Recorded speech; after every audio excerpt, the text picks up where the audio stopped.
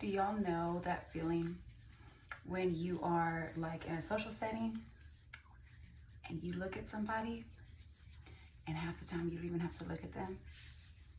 You're just in their presence and you see something and you know exactly what you're seeing and you know exactly what you're feeling. And you're thinking, shit.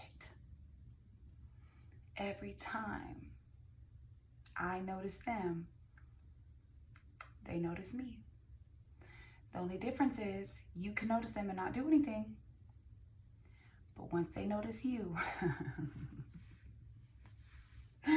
shit. It's like an all-out war. Once you notice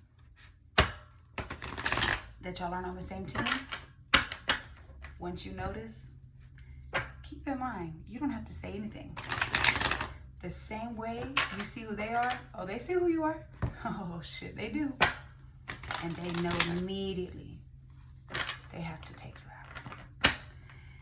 I don't know where they get this idea from, but it's like, it's never gonna work, but it's just, you just know you're just up for like a lifelong fucking situation of heartbreak and people just charging at you, quite literally. They aim to quite literally take you out. They just want to destabilize you. And you're like, look, I know who you are. I'm not gonna say it. I didn't say anything. I'm not gonna say it. I'm not gonna say it. But it's like they feel like this is their domain. They see the foundation in you. They see the stability within you. They see the light within you. They see the purpose within you. They see who you are, and it's too late. It's too late. And it's like once they get their mindset, they will aim literally to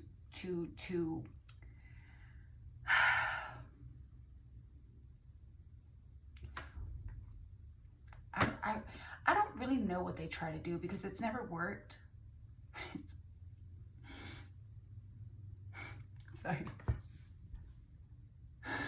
It's funny because like this is the card like Ace of Cups, which is like emotional fulfillment, but like this guy's so evil and he's like emptying out the cup, but they don't really realize like by doing that they really boost us up because it's really how we learn all of our life lessons. Like it really connects us to source.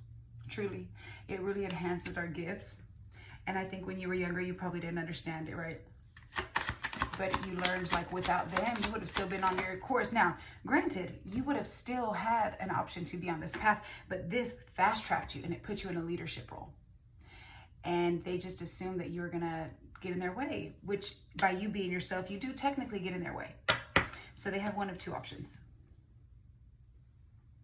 And it's like, you don't even try to do anything. It's like by you just being there, you already are setting an example of what they aren't or what they are. You kind of bust through all the illusions. Yeah, you are like the final legacy goal. Like you're kind of like the full package. You're like the final level of like what everyone is aiming to be, but you don't do it on purpose. You don't do it on purpose. You don't. But people kind of sense this within you, the truth. Look at this Queen of Swords and the Moon. You see, first of all, they see what you're not saying. And you see what they're not saying. Everything that's beneath the surface. You don't have to say shit. The only difference is what you're hiding is for protection. You can't just say it like that. What they're hiding is so that they can hurt others and harm others. And even though you don't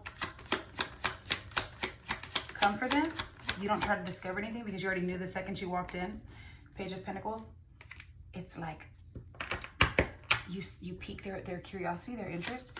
Now, maybe before you were more aware of what was going on, you kind of let these people slip through the cracks as like friends, associates, co-workers, family, neighbors. It always ended kind of not good. Relationships, wow, Two of Cups. I think you know this archetype very well because you once loved this archetype. If you look back at before you discovered what was happening and you look back at all of your relationships, was it not all the same person in a different body? Were they not all super possessive over you and it ended in a devastating heartbreak? Was there not confusion and illusion the entire connection? You're like, why are these things happening to me? What is going on? But it's like, it is inconvenient, true. And it is heartbreaking, especially when you don't know what it is. 5 of Cups. It's devastating. It is. But it's like, once you know what it is, it's kind of hard to take it serious because it's the same textbook thing every time. They're very dependent on your energy. You almost get bored with it. You're like, again. They had to find a different method. They had to find a different technique because that technique is not going to work anymore, babes. You've already discovered it. And quite literally, that archetype of the unstable, bitter, insecure, envious, jealous female who pretends to be emotionally connected to you in the beginning and then ends up flipping her switch one day and she's fucking psychotic and unstable, that also got boring. So they can't get to you through the relationship. They can't get to you through this friendship game. So it's like, how else will they get to you, right? So you're too independent these days, but it doesn't mean you don't come across them. You do still come across them. You do. It causes a tower moment every time. I just split the deck to tower.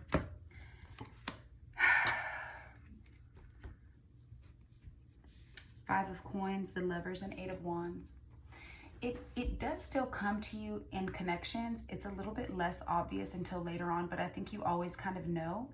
But they still try to make you make these life-changing decisions. And they kind of try to get you off course by making you move too fast. They kind of come at you fast. And I almost get that they are a little bit passive-aggressive with it. So you don't necessarily notice it immediately, but you do kind of always feel that something's off. This 5 of Coins is them kind of trying to pawn off this abandonment wound on you. They really want you to feel devastated and alone. They want you to feel isolated and left out in the cold, and they want you to feel like you have nobody. Because what they do when they come in is they try to isolate you from your entire fucking family and your friend group and from your hobbies and your passions and your social circles, everything that you love, your community. They really want to isolate you, and that way, by the time they dog you out and you're fighting for your life, literally, and they leave you, or it's so bad you're forced to leave them, you have nobody to rely on at this point because they've now helped you.